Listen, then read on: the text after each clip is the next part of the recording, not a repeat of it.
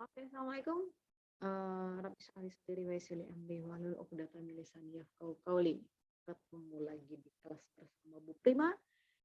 Kali ini kita akan masuk ke aplikasi turunan yang part 2. Part satunya kemarin dalam kehidupan sehari-hari. Nah, yang sekarang kehidupan sehari-hari juga sih gitu, cuman lihat nanti ya yang mana yang kehidupan sehari-harinya. Nah, aplikasi turunan yang kita bahas sekarang adalah lebih matematikanya. Pertama itu adalah titik kritis. Oke, kalau manusia dalam keadaan kritis itu gimana ya? Oke, asal jangan sakunya aja yang kritis ya.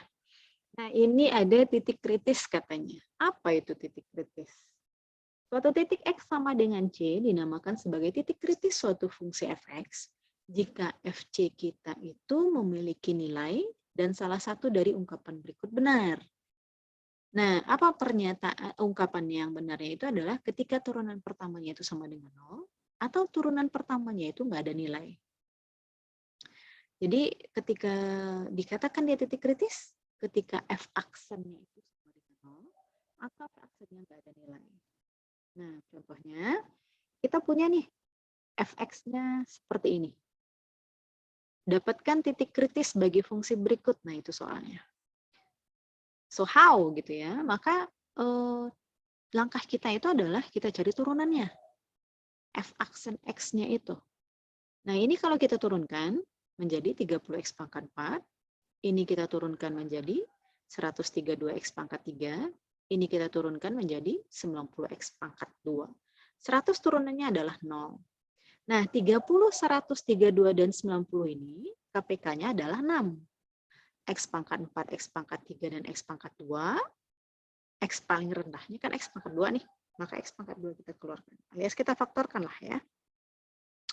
Tinggal ini 30 X pangkat 4 dibagi dengan 6X pangkat 2 kan 5X pangkat 2 ya.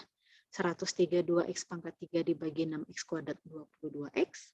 90X kuadrat dibagi 6X kuadrat adalah 15. Nah, yang dalam kurung sendiri, kalau kita faktorkan, ini menjadi 5X dikurang 3 dikali X ditambah 5. Oke. Nah, karena syarat dari titik kritis itu adalah turunan pertamanya itu sama dengan 0, maka yang ini semua ini kita samarkan dengan 0. 6X kuadrat sama dengan 0, otomatis X-nya sama dengan 0. Nih, 5X kurang 3 sama dengan 0, X-nya sama dengan 3 per 5. Ini dia. X tambah 5 sama dengan 0, maka X-nya sama dengan min 5. Ini dia. Oh, saya masih kurang paham, Bu, gitu ya. Oke deh. Tadi adalah 6X kuadrat dikali X ditambah 3 ya. Kurang. 5X dikurang 3. Kemudian dikali dengan ini sama dengan 0 tadi. Maka 6X kuadrat sama dengan 0. X kuadrat sama dengan 0. Maka X-nya dia 0. Yang kedua, 5X dikurang 3 sama dengan 0. 5X sama dengan 3. X sama dengan 3 per 5. X tambah 5 sama dengan 0. X sama dengan min 5. Oke, maka ini dia. Kalau kita kembali ke layar, oke, maka ini dia hasilnya tadi itu. Nah, lanjut. Soal berikutnya. Dapatkan titik kritis bagi fungsi berikut, katanya. Maka ini hakikatnya kan perkalian nih. Berarti Anda pakailah misal ini U, ini V. Atau ini T pangkat akar ini kita rubah menjadi pangkat, menjadi T pangkat 2 per 3. T pangkat 2 per 3 dikali 2T kurang 1, ini dikalikan ke dalam. Jadinya 2T pangkat 5 per 3. T pangkat 2 per 3 dikali 1, ini dia. Oke. Nah, kemudian syarat titik kritis tadi kan turunan pertama sama dengan 0. Maka di aksen T sama dengan 2T pangkat 5 per 3, ini kita turunkan. 5 per 3 dikali 2, jadinya kan 10 per 3. T pangkat 5/3 dikurang 1. 5/3 kurang 1 adalah 2/3. Kemudian T pangkat 2/3 kita turunkan menjadi 2/3 T pangkat 2/3 dikurang 1. Ini harusnya pangkat min 1/3 ya. Ada min di sini. Lanjut. Oh ini kayaknya nggak pakai spasi minnya, makanya terkesan rapat dia. Oke, lanjut. Kemudian ini karena ada pangkat negatif di sini, kita mau positifkan, berubah dia dari pembilang ini menjadi ke penyebut. Nah, maka T pangkat 1/3-nya turun ke bawah. Lanjut ya. Ini 10/3 T pangkat 2/3. Nih, disalin aja. Kemudian ini 2/3 T pangkat min 1/3 tadi berubah menjadi 2/3 T pangkat 1/3. Nah, apa langkah yang kita lakukan jika ketemu pecahan biasa yang seperti ini? Langkahnya adalah kita samakan penyebut. Sama aja kayak pecahan biasa yang lain-lain gitu ya. Maka ketika 3 dengan 3T pangkat 1/3, kalau kita samakan penyebut, kan ini nih KPK-nya. 3T pangkat 1/3. Ini dia, 3T pangkat 1/3 jadi penyebut. 3T pangkat 1/3 dibagi 3, itu kan T pangkat 1/3. Dikali 10 T pangkat 2/3. Nah, berarti kan T pangkat 1/3 ketika dikali dengan T pangkat 2/3, sesungguhnya pangkatnya dijumlahkan nih. 2/3 tambah 1/3 kan 3/3, jadinya 1. Maka ini menjadi 10T. 3T pangkat 1/3 dibagi 3T pangkat 1/3 itu 1. 1 kali 2 ini 2. Lanjut. 10T dikurang 2 per 3T pangkat 1/3. Nah, solusi untuk titik kritis, G aksen T-nya kan sama dengan 0 nih. Ya udah, berarti 10T dikurang 2 per 3T pangkat 1/3 sama dengan 0. Oke, berarti 3T pangkat 1/3 dikali 0 sama dengan 0, 10T dikurang 2 sama dengan 0, T sama dengan 1/5.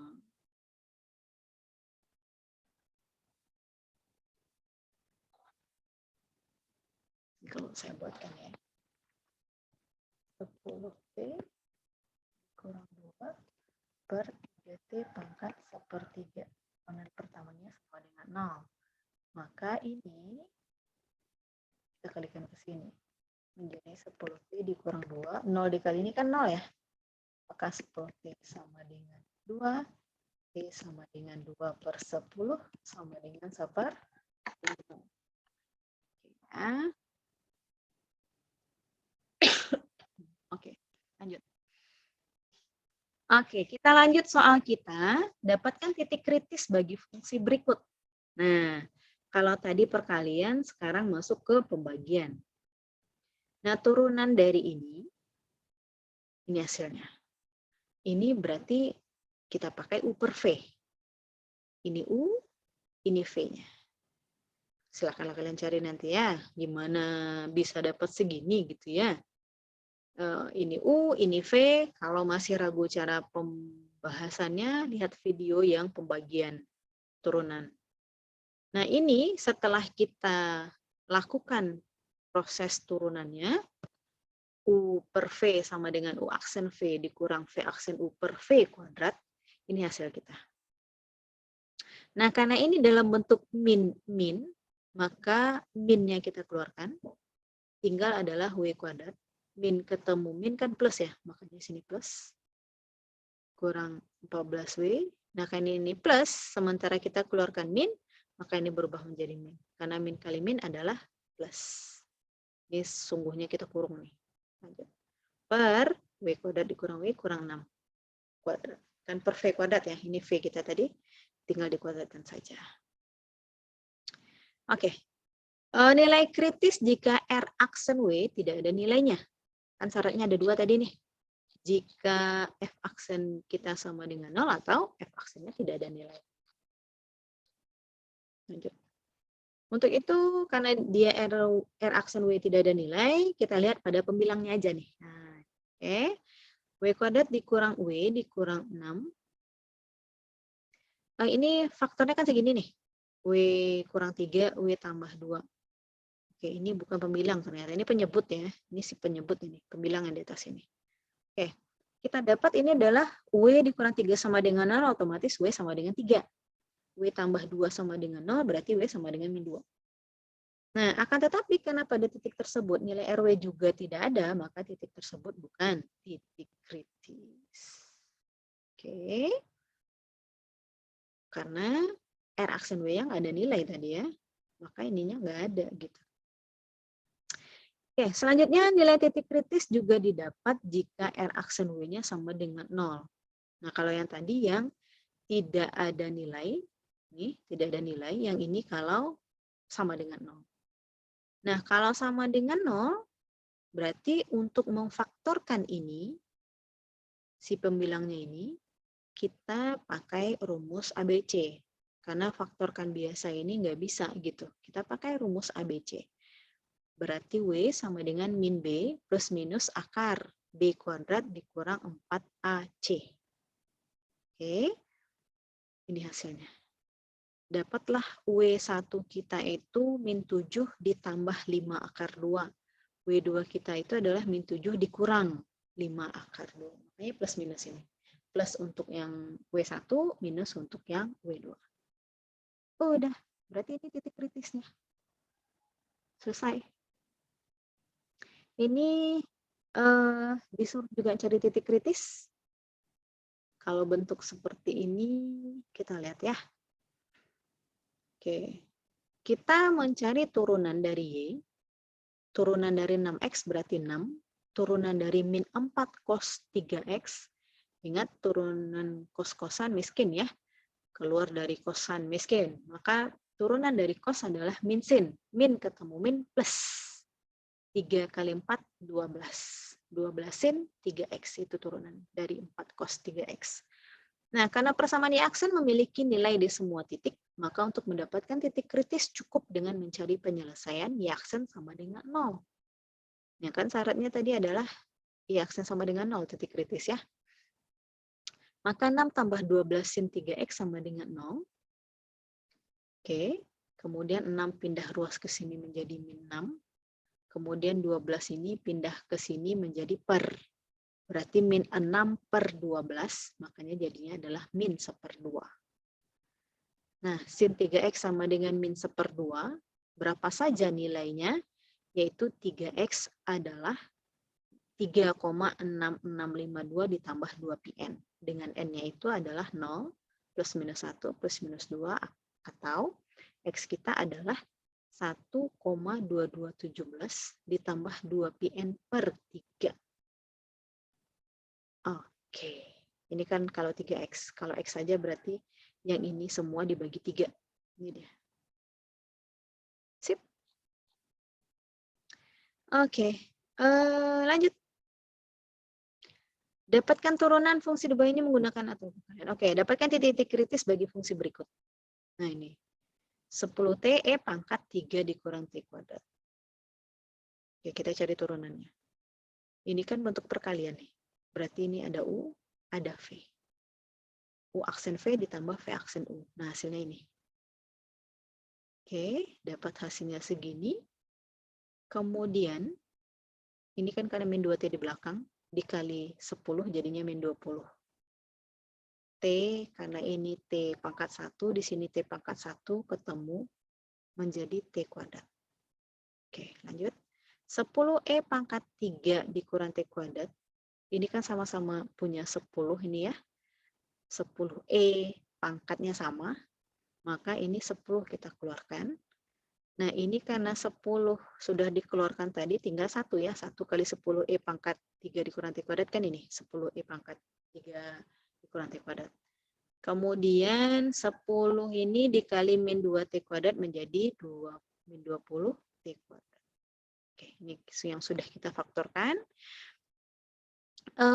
Penyelesaiannya untuk titik kritis, berarti kan turunan pertama ini sama dengan 0. Ketika ini sama dengan 0, maka ini pindah ruas ke sini menjadi 0, jadinya nanti 0 dibagi ini gitu ya, jadinya 0.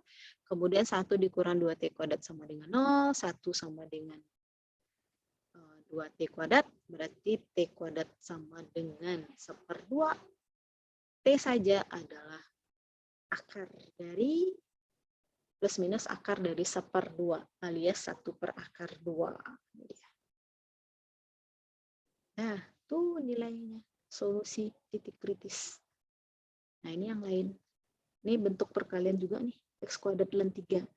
U aksen V ditambah V aksen U. Ini hasil turunannya. Oke, karena turunan 6 adalah 0 ya. Berarti yang ini aja yang kita turunkan. Ini hasilnya. Oke, kemudian kita faktorkan. Dapat segini. Oke. Kemudian karena penyelesaiannya itu titik kritis itu adalah f aksen x sama dengan 0. Ini f aksen ya. Maka 2 ln 3x ditambah 1 sama dengan 0, yang dalam kurung aja lagi nih. Ini ketika ini disamakan dengan 0, x sama dengan 0 langsung otomatis. Maka yang dalam kurung aja lagi nih. Ini 1 pindah ruas ke sini jadi min 1, 2 pindah ruas ke sini menjadi per 2. Maka ini menjadi min 1/2. Oke, ketika sudah ada ln, kita hilangkan ln, otomatis muncul eksponensial. E pangkat ln nilainya adalah 1. Oke. Maka ketika E ketemu pangkat ln 3x, otomatis tinggalnya adalah si 3x saja. Karena E pangkat ln nilainya adalah 1. Otomatis 3x terjun bebas. E pangkatnya setengah nih ya. Hasilnya X sama dengan 3 ini pindah ruas ke sini menjadi per 3. Maka ini menjadi E pangkat min 1/2/3. Karena ini pangkatnya negatif, pindah ruas ke bawah menjadi positif. E pangkat setengah itu kan sama dengan akar E. Ya udah deh, selesai. Nah, ini dia bentuk titik kritis. Nah, bentuk yang kedua adalah fungsi naik dan turun. Naik otomatis menaik, turun berarti dia menurun gitu ya. Menaik jika f aksennya besar dari 0, menurun jika f aksennya kecil dari 0. Nah, apa aplikasinya? Jika, ini soalnya ya. 2 buah kereta terpisah sejauh 500 km. Kereta A bergerak dari sebelah barat menuju kereta B di timur dengan kecepatannya 35 km per jam. Pada saat yang sama, kereta B bergerak menuju selatan dengan kecepatan 50 km per jam. Setelah 3 jam perjalanan, bagaimanakah rata-rata perubahan jarak antara kereta A dan kereta B? Meningkatkah atau menurun?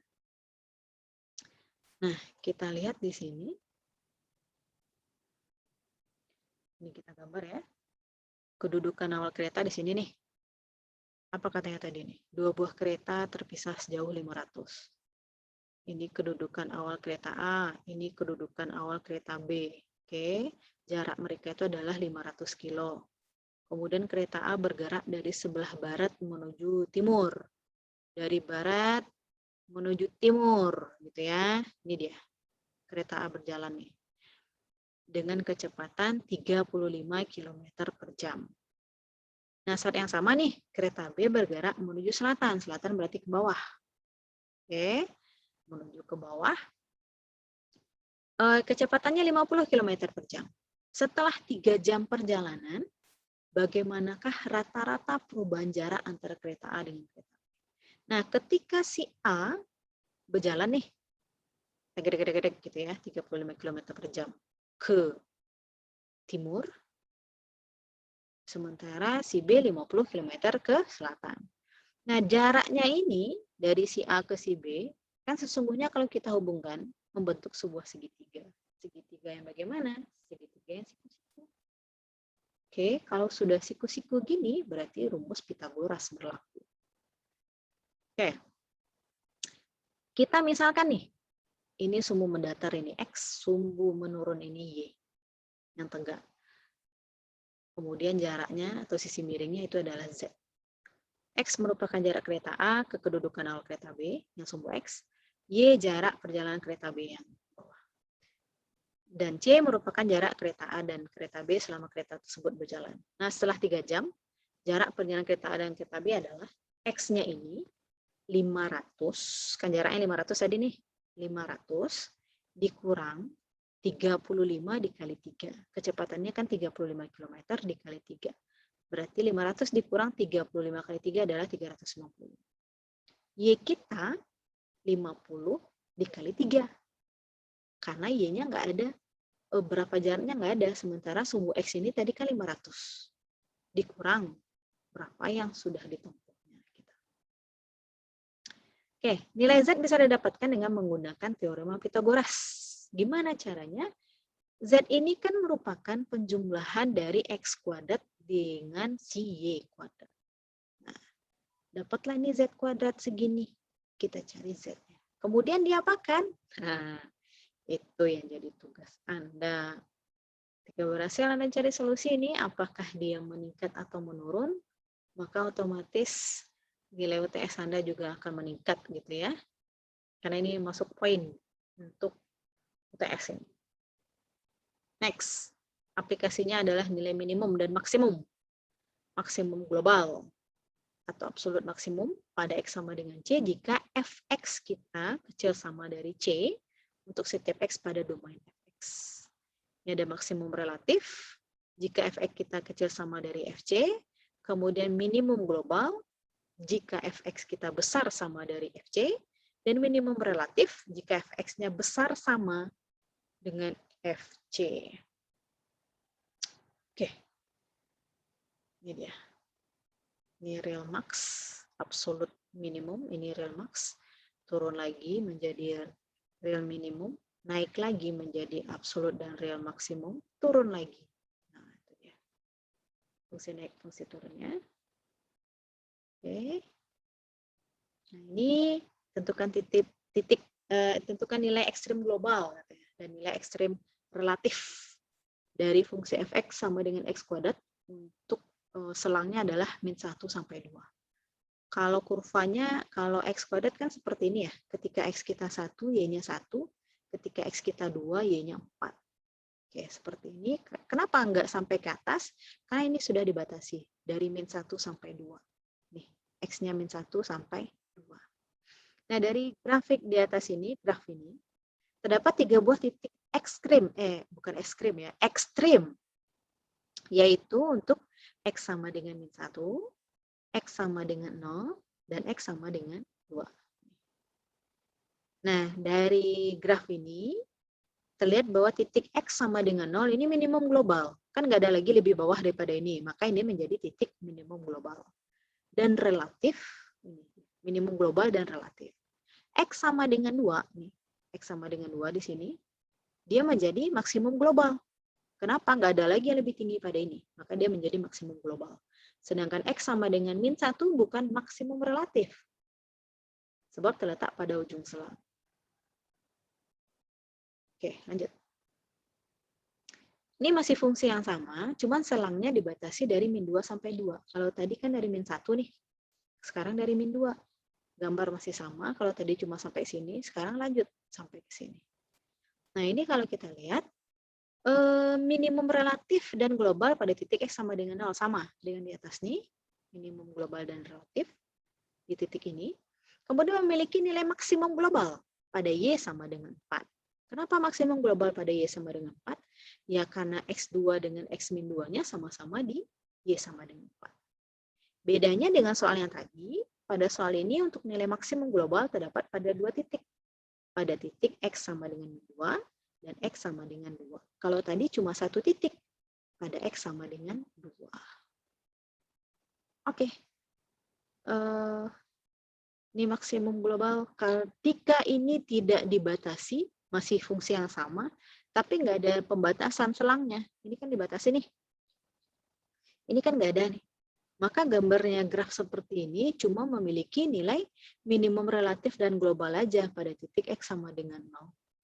Namun fungsi ini memiliki nilai yang terus membesar. Nah, kita kan nggak pernah tahu nih sampai mananya.